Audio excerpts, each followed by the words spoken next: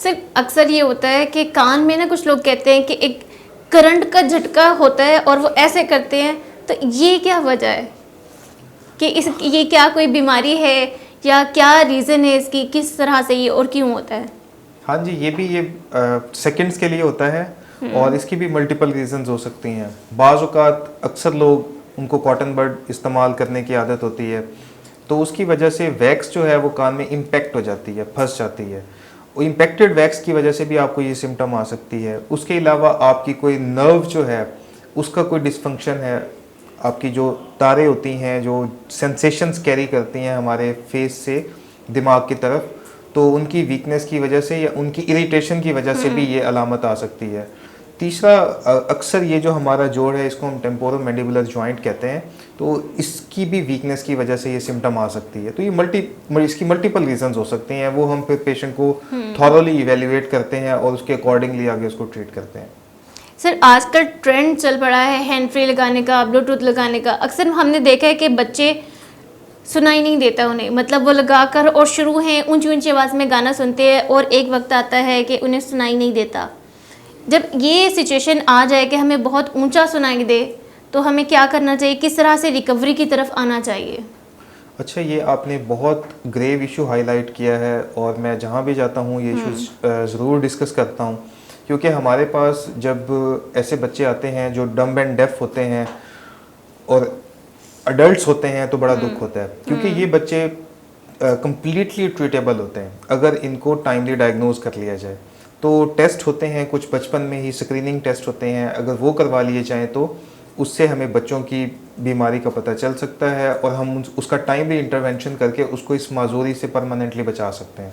Sir, ये timely हम किस तरह से इसको हम मेजर करें कि यही टाइम है, अभी करवा लेना चाहिए, किस तरह से पता चलेगा? आइडियली तो हमारे पास जितने भी यूरोप में तो ये रूटीन है कि वहाँ 6 मंथ्स के ऊपर बच्चों का एक स्क्रीनिंग टेस्ट होता है जिसको ऑटो अकॉस्टिक एमिशंस कहते हैं। वो हर बच्चे का होता है जिसमें उन्हें थोड़ा सा डाउट होता है कि इस बच्चे को इशू है, तो वो उसका बड़ा टेस्ट जिसको हम ABR या बेरा या ASSR भी कहते हैं वो करवा के आगे उसको हेयरिंग एड फिट कर देते हैं। तो इसमें हमारी तो एक ही लाइन होती है कि जो बच्चा सुनता नहीं है वो बोलता नहीं। बिल्कुल। तो जब बच्चे के कान में आवाज ही नहीं जाएगी वो आगे कुछ क्या करेगा? बोल भी नहीं सकेगा। तो ऐसे बच्चे निग्लेक्ट होने की वजह से सारी जिंदगी के लिए हैंडीकैप हो जाते हैं। बाकी जो आपने हैंड फ्री के ऊपर बात की, बड़ा अच्छा आपने इशू हाईलाइट किया।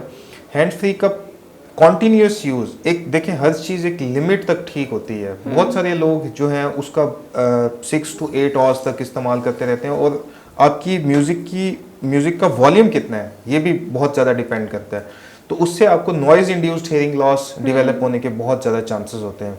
और दूसरा ये है कि अगर आपको खुदा ना खास्ता कोई भी ऐसे सिम्टम्स आने शुरू हों कि आपको महसूस हो मुझे कान से कम सुनाई देना शुरू हो गया, तो आप फ़ौरन से पहले अपने ENT सर्जन को कंसल्ट करें ताकि आपका टाइमली इंटरवेंशन हो के आपको हम परमानेंट डिसेबिलिटी से बचा सकें। बिल्कुल। जैसे देखें ना, अब कानों में अक्सर ये होता है कि अगर आपने हैंड फ्री लगाई हुई है तो ना एक अजीब सा फील होता है जब आप निकालते हैं, तो कहते हैं कि जैसे पूरी बॉडी को ऑक्सीजन की ज़रूरत होती है, इसी तरह से कानों को भी होती है। देखिए, कान बेसिकली हमारा एक सेंसरी ऑर्गन है, ठीक है, जो सेंस करता है चीज़ों को।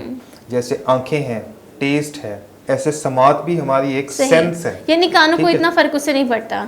उससे आपकी आवाज़ ब्लॉक हो जाती है। जब बाहर की आवाज़ ब्लॉक होती है, वो एक आपको जो आपने हैंड फ्री में जो भी चीज़ ऑन की हुई है, चाहे वो नात है, चाहे वो सॉन्ग्स हैं, चाहे वो पॉडकास्ट है, आपको कोई पॉडकास्ट देख रहा है, तो वो एक परमानेंटली जो नॉइज़ है वो एक फ्रीक्वेंसी से ऊपर, मतलब आप उसका वॉल्यूम भी तेज़ रखा हुआ है आपने, और वो इस फ्रीक्वेंसी के ऊपर है कि वो आपकी इनर ईयर को जाके डैमेज कर रही है, तो उससे आपको बहुत ज़्यादा नुकसान हो सकता है। बाकी इससे ऑक्सीजन का कोई ताल्लुक नहीं है, इससे हेयरिंग का ताल्लुक है। अल्लाह ताला ने हमारा जो पिन्ना है, जो बाहर वाला कान का ये हिस्सा है, इसको ऐसे बनाया है कि ये आवाज़ को कलेक्ट करे। इसकी शेप ऐसी है कि ये साउंड वेव्स को कलेक्ट करता है, कलेक्ट करके उनको मर्ज करके हमारा जो कान का पर्दा है उसके ऊपर जाके उनको डायरेक्ट करता है। जब वो पर्दे पर स्ट्राइक करती हैं, उसको लगती हैं, तो पर्दा मूव करता है। तो ये बेसिकली हाई फ्रीक्वेंसी साउंड्स हमारी लो फ्रीक्वेंसी साउंड्स में आगे कन्वर्ट होती हैं और वो हमारे कान को डिलीवर होती हैं। तो ये बड़ी एक फिजिक्स है, इसमें बड़ा कॉम्प्लेक्स सिस्टम है। तो ये मैं आपको प्रॉपर अभी ब्रीफ भी नहीं कर सकूंगा, लेकिन इसमें जो आपका क्वेश्चन था कि वो ऐसा इतना ज़्यादा इफेक्ट नहीं करता। जी जी सही। अच्छा सर, एक सवाल जिससे मैं कहती हूँ पूरी दुनिया की ख़वातीन परेशान है, शायद मर्द भी बहुत ज़्यादा परेशान है कि खाना ठंडा खाना चाहिए, गरम खाना चाहिए, जिस पर एक अभी मार्च में स्लोगन भी उठ जाता है कि जी अपना खाना खुद गरम करो। तो आप आज बता दें कि खाना ठंडा खाना चाहिए, गरम खाना चाहिए, कैसे खाना चाहिए? देखिए जी, इसका बहुत सिंपल सा जवाब है और वो ये है कि खाना रूम टेम्परेचर, उसका टेम्परेचर रूम टेम्परेचर जितना हो वो आपने इस्तेमाल करना है, ना वो ठंडा हो ना वो गर्म हो। यानी मर्द हजरात जो कहते हैं तवे से अभी उतरी जो है वो हमें रोटी दें, गरम गरम उबलता हुआ हमें खाना चाहिए, ठंडा अगर रूम टेम्परेचर पर तो वो नहीं खाते। तो आज भाई सुन लें कि जो रूम टेम्परेचर पर खाना है आपने वही खाना है, वही आपकी सेहत के लिए मौजू है।